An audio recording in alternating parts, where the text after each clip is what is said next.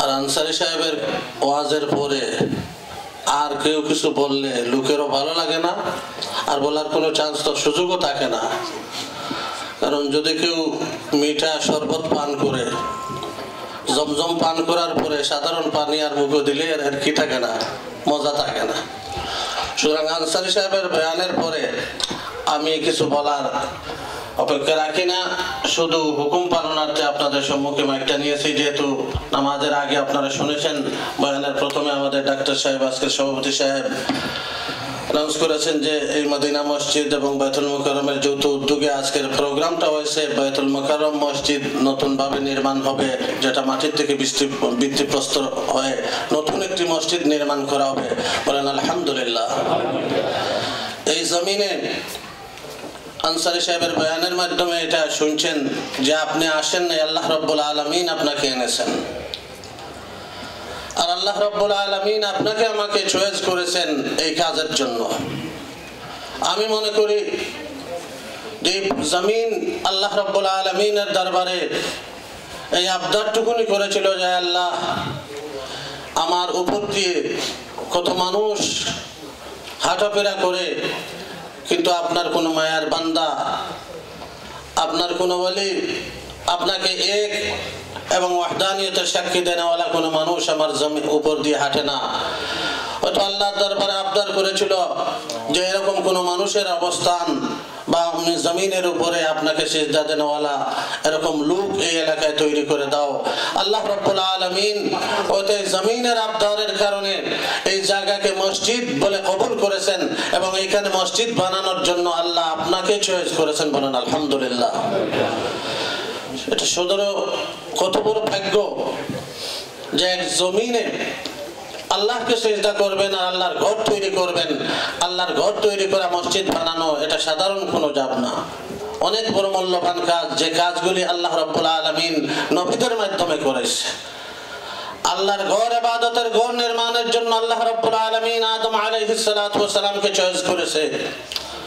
আল্লাহর ঘর নির্মাণের জন্য ইব্রাহিম আলাইহিস সালাতু ওয়াস সালামকে আল্লাহ মনস্থ করেছে, নিযুক্ত করেছে। ঘর তৈরির জন্য মুহাম্মদুর রাসূলুল্লাহ সাল্লাল্লাহু আলাইহি ওয়াসাল্লামকে আল্লাহ রাব্বুল আলামিন মনস্থ করেছেন।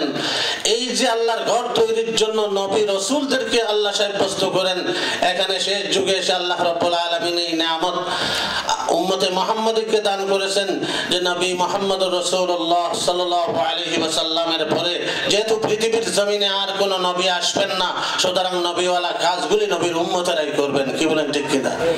কিন্তু ভাগ্য যাদের ভালো, তাদের মাধ্যমে আল্লাহ এই কাজটুকুন করাবেন।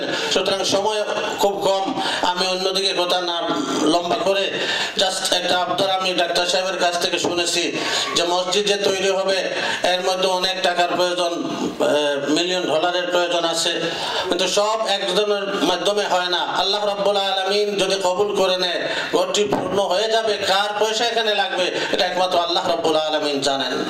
কোটি কোটি টাকা মালিক হইতে পারে, কিন্তু মসজিদে তার পয়সা লাগবে না। যার প্রমাণ এখানে অনেক লোক আছেন যারা কিছুদিন আগে আমাদের মানহাটন সাফা ইসলামিক সেন্টারে গিয়েছেন, যে এই মসজিদের জন্য আমরা এই এলাকায় এসে চাঁদা করেছি, কিন্তু মসজিদের কাছেও মিলিয়নার লোক ছিল, তাদের এক পয়সাও লাগে নাই।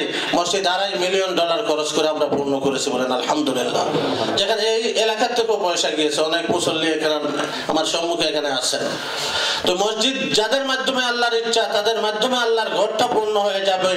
ভাগ্যবান এরাই হবেন যাদের পয়সা, যাদের শ্রম, যাদের মেধা মসজিদের প্রতি, আল্লাহর ঘরের প্রতি লাগবে। সুতরাং এখানে একটা সুন্দর সুযোগ আমি দেখছি। ডাক্তার সাহেব বলেছেন যে সমস্ত কাজের মধ্যে একটা সিস্টেম ওনারা করেছেন যে একজন মানুষ যে প্লেসে দাঁড়ায় নামাজ পড়তে পারে, যেটাকে আমরা মুসল্লা বলি। একটা মুসল্লা এই মসজিদ নির্মাণ হওয়ার পরে একজন মানুষ দাঁড়ানোর মতো জায়গার প্রাইস ধরেছেন ওনারা $1000। যদি $1000 এই মসজিদে কেউ দান করেন, তাহলে একটা মুসল্লার মালিক হইলেন। কিয়ামত পর্যন্ত এই জায়গাতে দাঁড়াইয়া যারা নামাজ আদায় করবে, এর একটা অংশ সওয়াব আপনি আমি ঘুমায় কবরের মধ্যে পাইতে থাকবো। বলেন আলহামদুলিল্লাহ। সাদকায়ে জারিয়া হিসাবে যদি সম্ভব হয় নিজের জন্য, নিজের মা বাবার জন্য, ফ্যামিলির প্রত্যেকের জন্য এক একটা মুসল্লা আপনারা নাম লিখে এক একটা মুসল্লা দান করে যান, $1000 করে। আর আমি অনুরোধ করব মসজিদ কমিটিকে যাতে করে এদের নাম লিস্ট হিসাবে মসজিদের খাতার মধ্যে থাকে, যারা দান করেছে এক একটা মুসল্লা, যার নামে, বাবার নামে হোক, দাদার নামে হোক, এক একটা সার্টিফিকেট দেওয়া হোক, যেভাবে আমরাও দিয়েছি এখানে। সুতরাং আমি অনুরোধ করব যে কয়েকজন ভাই এত বড় মাহফিলে যদি আমরা প্রত্যেকে এক একটা মুসল্লা পার ফ্যামিলি 2টা করে মা বাবার জন্য, প্রথম প্রায়োরিটি হলো মা বাবার জন্য। যদি আমরা বলি যে আমার মা বাবার জন্য আমি 2টা মুসল্লা দেওয়ার ওয়াদা করলাম, একই সাথে দেওয়ার তো প্রয়োজন নাই, আস্তে আস্তে করে দিবেন, কাজ তো শুরু হবে এবং সময় লাগবে।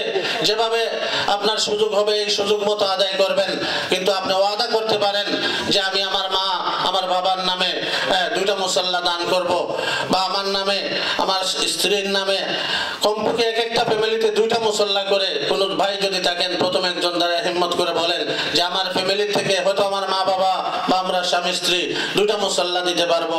এরকম কোন ভাই আছেন যে 2 মুসল্লা দান করবেন? 2জন সদস্য, মাশাআল্লাহ, তাকবীর। এই মুরব্বির নাম কি?